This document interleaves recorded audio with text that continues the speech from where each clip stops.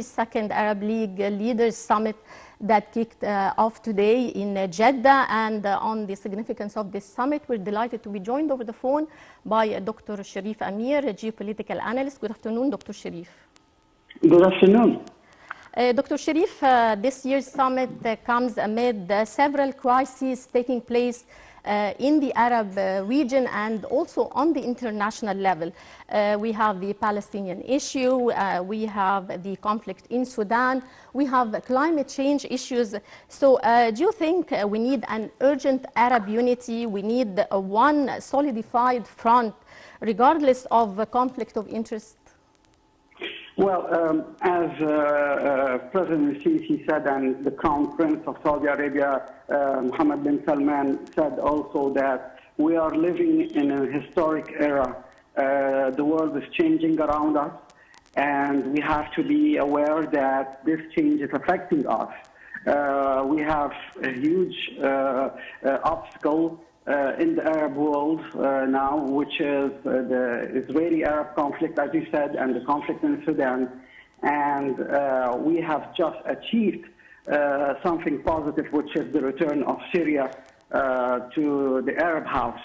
So, of course, we have to put aside these differences, and the Arab world showed its capability to do it, to put aside these differences in order to find a solution to some of the problems. We cannot find a solution for all the problems, but some of the problems that are taking place now, and we all know that it will take place in the coming future as the world is changing, and we don't know to where exactly it's heading. So unity would help us to go through this storm. Right. Well, Dr. Cherif, among the most important files, as you mentioned, is the readmission of Syria to the Arab League. The Syrian file is, of course, a very important file. Readmission of Syria to the Arab League after 12 years is a very significant move. How far will this move, in your opinion, be significant in ending the Syrian political isolation? Well, it's a cornerstone because in the stability, because we all know that Syria, as President Bashar al-Assad said, Syria waged a war which was declared against most of the Arab world in the Arab Spring to destroy the sovereignty of each state. And fortunately, here in Egypt, we have, with unity, we have been able to resist this conspiracy to destroy our sovereignty. And Syria did the same thing, but unfortunately other countries did not, like Libya. So I think that we have to be aware that as Arab countries, we have to work with all the means we have, with the money for the reconstruction, with also the means to enable them to... And the return of refugees also is another very important issue, the return of Syrian refugees. What do you think of that? The return of the Syrian refugees is crucial because, if I can give an example, Egypt, we have this burden. We have opened our doors to the Iraqis, to the Syrians, to the Yemenis, and now to also the Sudanese. So I think that it was also part of the conspiracy to make Syria void of its population, that it will be all outside, the elite outside, the engineers, the commerciants, everyone outside. Now I think they have a role to go back to their own countries.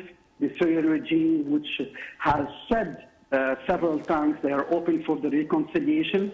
So I think this should be taken very seriously in the upcoming weeks.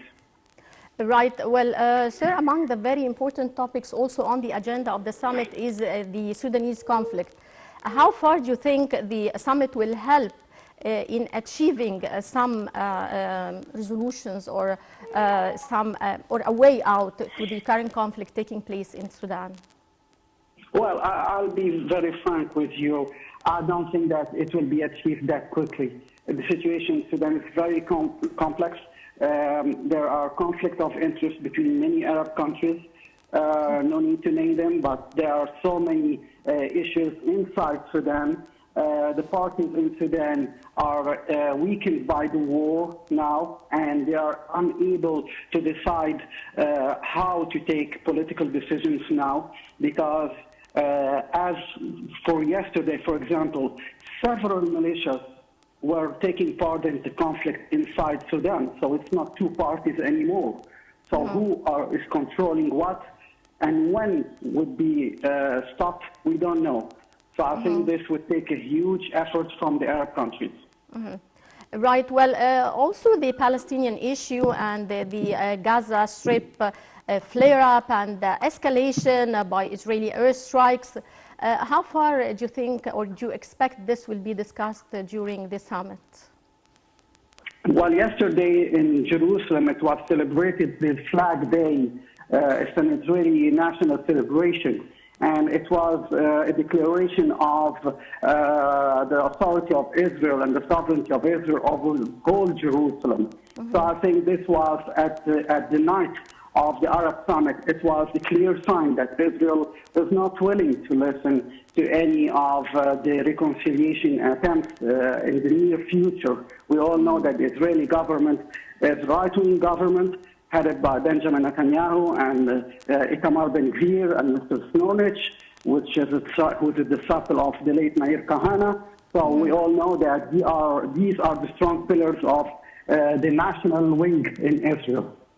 So I hope that what would take place is that the Egyptian mediation would make it clear to everyone in Israel and also in the Gaza Strip that the ceasefire should be respected, that they shouldn't start acting in a moderate way, because the killings will take place everywhere in Israel and everywhere in Gaza, and we have seen it before in the previous intifadas. So there is no need for this escalation at that time. Right. Also, President Abdel Fattah el-Sisi delivered a speech at the opening session of the Arab Summit.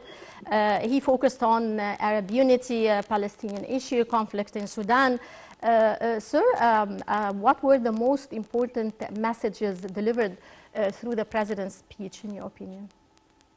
The Arab unity. He stressed that we have to be united, because President Sisi gave a glimpse of what took place several years ago in the Arab Spring. He didn't cite it explicitly, but he said it, that it was a huge plan to destroy the sovereignties, and Egypt always stressed on the respect of the sovereignties of the countries. This is our position in the Syrian conflict, and we were right. And now the Syrian government, legal government, is in place and it's on chair back to the Arab House.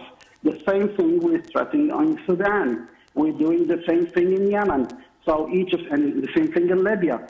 Egypt's policy is one. It's about the sovereignty, and we are still, and President Sisi is still giving this clear message to the Arab world. Beware, the target is the sovereignty and the unity of the lands of the Arab world. Right. Well, sir, all countries are looking forward, and all eyes are turned on the outcomes of the Jeddah summit to reach recommendations and solutions for many pending issues in the region. What's your take on that?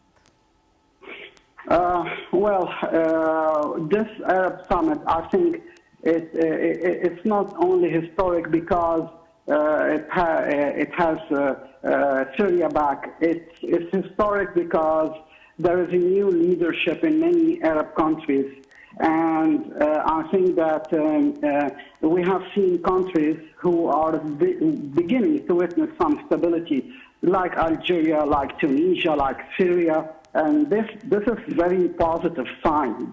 Of course, we have another difficulty, which is the problem of Sudan. So I think this is a new obstacle. We will work together on it. One of the subjects that I think that was not opened and maybe purpose, which is Iran. because we all know that Iran is starting negotiating with several Arab countries, making peace with Saudi Arabia and the Gulf states. So I think that let's wait and see. Many things will happen. Our region is full of surprises, and maybe at one time there will be an escalation or maybe a breakthrough. Who knows? Right. Well, I would like to thank you very much, Dr. Cherif Amir, our geopolitical analyst. Many thanks for your insight, sir. Always a pleasure having you.